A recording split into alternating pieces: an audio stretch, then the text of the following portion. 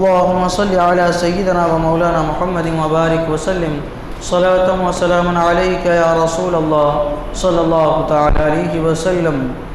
اعوذ بالله من الشيطان الرجيم. بسم الله الرحمن الرحيم. ولما رجع موسى إلى قومه غضبان آسفا قال بئس ما خلفتموني من بعدي أعجلتم أمر ربكم وألقى الألواح وأخذ برأس أخيه يجره إليه قال ابن أم إن القوم استضعفوني وكادوا يقتلونني فلا تشمت بي الأعداء ولا تجعلني مع القوم الظالمين. اور جب موسیٰ اپنی قوم کی طرف پلٹا غصے میں بھرا جھنجھلایا ہوا، کہا تم نے کیا بری میری جانشینی کی میرے بعد؟ کیا تم نے اپنے رب کے حکم سے جلدی کی اور تختیاں ڈال دی اور اپنے بھائی کے سر کے بال پکڑ کر اپنی طرف کھینچنے لگا؟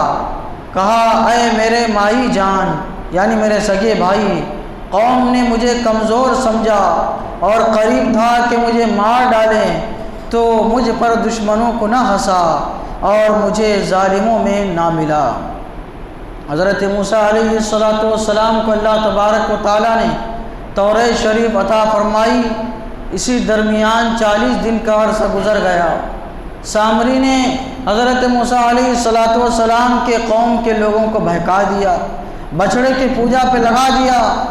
جب اللہ تعالیٰ نے حضرت موسیٰ علیہ السلام کو تورات عطا فرمائی تو ایک بری خبر ان کو وہیں پہ دے دی کہ اے موسیٰ تیری قوم تیرے پیچھے گمراہ ہو چکی ہے. حضرت موسیٰ علیہ السلام کو چونکہ پہلے خبر ہو چکی تھی. وَلَمَّا رَجَعَ مُوسَىٰ إِلَىٰ قَوْمِهِ غَضْبَانَ آسِفًا، حضرت موسیٰ علیہ السلام سب سے پہلے اپنی قوم کی طرف آئے. اپنے گھر نہیں گئے، اپنے عبادت خانے میں نہیں گئے، سیدھا اپنی قوم کے پاس آپ تشریف لائے. قوم سے مراد سارے لوگ ہیں، جنہوں نے پوجا کی تھی وہ بھی لوگ ہیں، جو لوگ پوجا سے محفوظ رہے تھے وہ بھی لوگ ہیں، اور جو نیکوکار لوگ تھے وہ سب لوگ، جو قوم تھی سب کے پاس حضرت موسیٰ علیہ السلام واپس تشریف لائے. اور کیسے آئے؟ غضبان آسفا، غصہ ہو کر، غمگین ہو کر. غضب مانے غصہ ہونا، غضبناک ہونا، اور آصف یعنی نرم کے معنی میں بھی آتا ہے اور غمگین کے معنی میں بھی آتا ہے. یعنی حضرت موسیٰ علیہ السلام غصہ ہو کے، غمگین ہو کر، یا پھر یہ غضبان آصفہ اس وقت بولا جاتا ہے جب انسان بہت زیادہ غصے میں ہو، جب بہت زیادہ غضبناک ہو، اس وقت یہ بولا جاتا ہے. الغرض یہ کہ حضرت موسیٰ علیہ السلام بہت ہی غصے کی حالت میں آپ اپنے قوم کی طرف تشریف لائے. ایک تو یہ کہ آپ اپنے قوم کو دیکھ کر بہت غصہ تھے، اور ان کو اللہ تعالیٰ نے جو ڈھیل دی تھی اس کو دیکھ کے آپ بہت غمگین تھے. یا پھر یہ کہ آپ اپنی قوم کو دیکھ کر انہوں نے بچڑے کی پوجا کی بہت غصے میں تھے، اور چونکہ حضرت ہارون علیہ السلام کو اپنا جانشی بنایا تھا، یہ دیکھ کے کہ ان کے جانشی رہتے ہوئے حضرت ہارون علیہ السلام کے رہتے ہوئے میرے قوم نے کیسے بچڑے کی پوجا کی، یہ دیکھ کر جو ہے، یہ سوچ کر آپ بہت غمگین تھے. الغرض یہ کہ آپ کو شدید صدمہ ہوا. قال بئس ما خلفتمونی من بعدی، حضرت موسیٰ علیہ السلام نے کہا تم نے کیا بری میری جانشینی کی میرے بعد. یا تو یہ خطاب حضرت ہارون علیہ السلام سے ہے یا ان سارے لوگوں سے ہے جنہوں نے جو ہے بچڑے کی پوجا نہیں کی تھی حضرت موسیٰ علیہ السلام کے غیر موجودگی میں. حضرت موسیٰ علیہ السلام فرما رہے ہیں میں نے تم کو اپنا جانشی بنا کے گیا تھا، لیکن تم نے کیا کیا کہ تمہارے سامنے میری قوم نے جو ہے بچڑے کی پوجا کی اور تم نے ان کو منع نہیں کیا. یہ حضرت موسیٰ علیہ السلام حضرت ہارون علیہ السلام سے فرما رہے ہیں. آجلتم امر ربکم، کیا تم نے اپنے رب کے حکم سے جلدی کی؟ یعنی یہ کہ ان لوگوں نے جب بچڑے کی پوجا کی تم نے ان کو روکا نہیں، یا میں جب 40 دن کے لیے گیا تھا تو تمہیں اتنا بھی انتظار نہیں ہوا کہ 40 دن میں حضرت مولا تبارک و تعالیٰ کی بارگاہ میں حاضر تھا، میں نے جو ہے عبادت وہاں پہ کی، میں نے توریت شریف وہاں سے لی، اور میں تمہاری طرف آنے والا تھا، تمہارے لیے سب میں نے تمہارے خاطر میں نے سب کام کیا، لیکن تمہیں اتنا بھی صبر نہیں ہوا کہ 40 دن تم ٹھہر جاتے، 40 دن بھی تم نہیں ٹھہرے۔ اعجلتم امر ربکم، کیا تم نے اپنے رب کے حکم سے جلدی کی؟ وَأَلْقَى الْأَلْوَاحَ وَأَخَذَ بِرَأْسِ أَخِيهِ يَجُرُّهُ إِلَيْهِ، اور حضرت موسیٰ علیہ السلام نے جو توریت شریف لائی تھی، توریت شریف اللہ تعالیٰ نے آپ کو یک بارگی عطا فرما دی تھی، یک بارگی توریت شریف جو ہے لکھ کے اللہ تبارک و تعالیٰ نے آپ کو عطا فرمائی، دھیرے دھیرے آپ پہ توریت نازل نہیں ہوئی، ایک بارگی آپ کو دے دی گئی تھی۔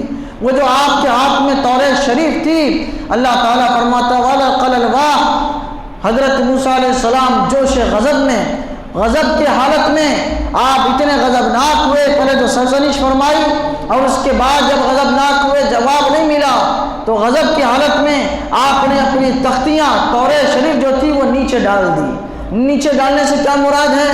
القا مانے ڈالنے کے آتے ہیں، القا مانے پھینکنے کے آتے ہیں، القا مانے رکھنے کے آتے ہیں، یعنی حضرت موسیٰ علیہ السلام نے اتنی تیزی پھرتی کے ساتھ اس کو نیچے رکھا کہ سامنے والے کو جو دیکھ رہا تھا اس کو ایسا لگا کہ حضرت موسیٰ علیہ السلام نے اس کو نیچے ڈال دیا، نیچے پھینک دیا ہے، یعنی حصی طور پر دیکھنے والے کو ایسا لگا کہ پھینک دیا ہے، ڈال دیا ہے، لیکن حقیقتاً آپ نے اس کو پھینکا نہیں تھا، آپ نے اس کو ڈالا نہیں تھا، بلکہ آپ نے بہت جلدی سے اس کو نیچے رکھ دیا تھا۔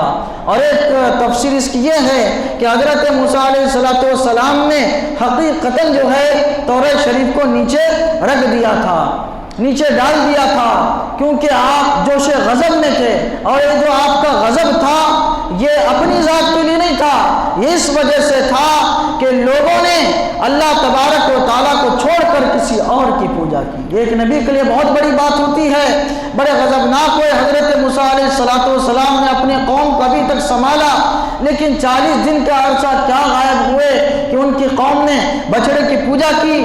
آپ بہت غضب کی حالت میں تھے، جوش غضب میں تھے،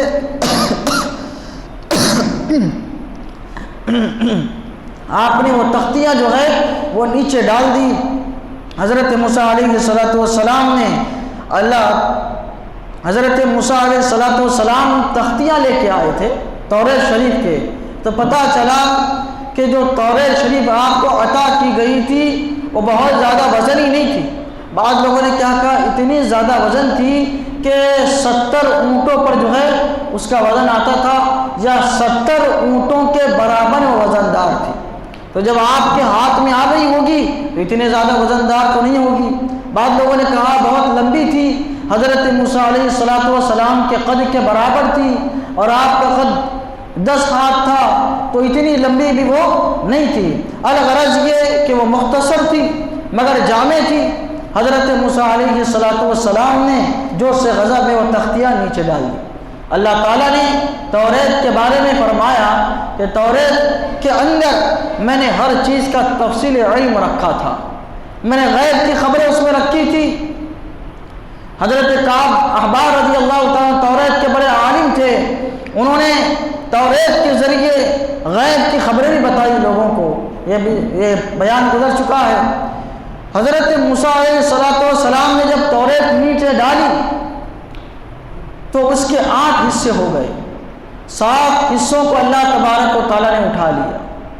وہ 7 حصوں میں جو ہے وہ غیب کی خبریں تھیں، آئندہ کیا ہونے والا ہے اس کی خبریں تھیں، اور ان 7 حصوں میں اللہ تعالیٰ نے جو فرمایا تھا کہ توریت میں نے ہر چیز کا تفصیل علم رکھا ہے، وہ تفصیل علم توریت شریف کا اس میں تھا۔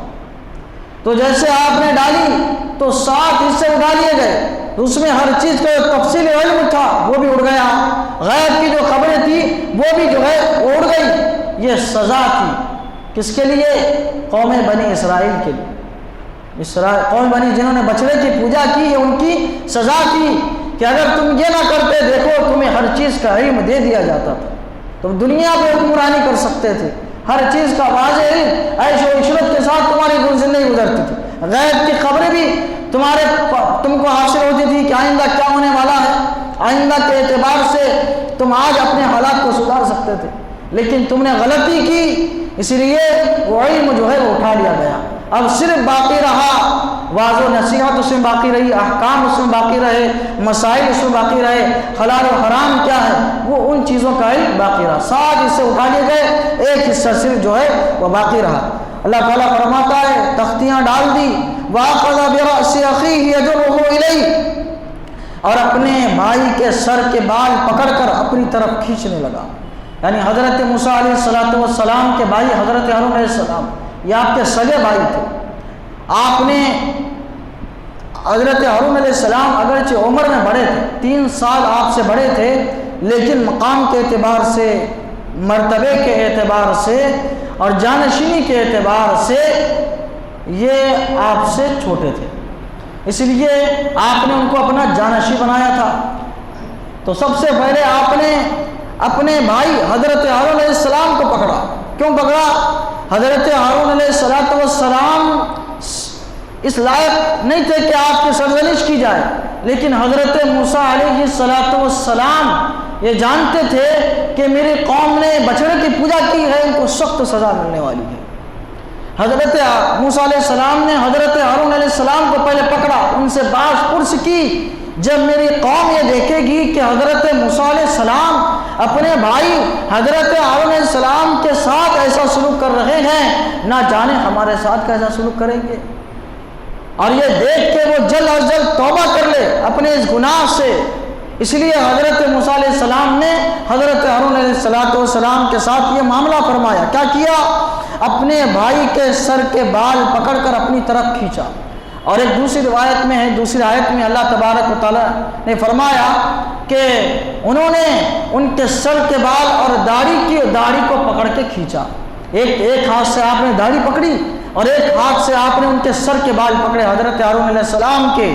اب جوش غضب میں تھے، غضب کی حالت میں آپ نے ان کو طرف کھینچا۔ اور جب حضرت موسیٰ علیہ السلام کے بارے میں آتا ہے، یہ جلالی نبی تھے، اور جب جلال میں آتے تھے تو اتنا زیادہ جلال آپ پہ طاری ہوتا تھا، گرماہٹ جلال کی کہ آپ کے سر مبارک پہ جو ٹوپی رہا کرتی تھی وہ جل جایا کرتی تھی، اتنا زیادہ آپ جو ہے غضبناک ہوا کرتے تھے۔ اسی غضب کی حالت میں آپ نے جو ہے ان کے سر کے بال اور ان کی داڑھی کو جو ہے پکڑا۔ داڑھی کو آپ نے پکڑا، یہ قرآن سے ثابت ہے۔ قرآن میں اللہ تعالیٰ نے فرمایا کہ موسیٰ نے ان کے سر کے بال اور داڑھی کو پکڑا۔ تو اس سے کیا پتہ چلا؟ داڑھی کب ہاتھ میں آتی ہے؟ جب ایک مشت رہے۔ تو جو لوگ کہتے ہیں کہ خشخشی داڑھی رکھنا یہ واجب کو پورا کر دیتا ہے، سنت کو پورا کر دیتا ہے، پوری ایک مشت داڑھی رکھنا یہ ضروری نہیں ہے، تو ان کو قرآن کی آیت پڑھنا چاہیے کہ اللہ تعالیٰ نے فرمایا کہ موسیٰ نے ہارون کے داڑھی کے بال کو پکڑا، تو داڑھی کے بال اسی وقت ہاتھ میں آتے جب ایک مشت رہے، جب ایک مشت سے کم رہے داڑھی کے بال ہاتھ میں نہیں آتے۔ الغرض یہ کہ اللہ تبارک و تعالیٰ نے فرمایا کہ موسیٰ نے تختیاں ڈال دی اور اپنے بھائی کے سر کے بال کو پکڑ کر اپنی طرف کھینچا۔ پھر حضرت موسیٰ علیہ السلام نے جب ان کی سرزنش کی، ان کے ساتھ یہ معاملہ کیا، تو حضرت ہارون علیہ السلام نے اپنا کیا عذر پیش کیا، انشاءاللہ اس کا بیان کل کے درس میں ہوگا۔ اللہ تعالیٰ کی بارگاہ میں دعا ہے قرآن شریف سیکھنے، سمجھنے اور اس کے مطابق اپنی زندگی گزارنے کی توفیق عطا فرمائے۔ اشہد ان لا الہ الا اللہ واشہد ان محمدا عبدہ ورسولہ وصلی اللہ تعالی علی سیدنا محمد وعلی آلہ وصحبہ برحمتک یا ارحم۔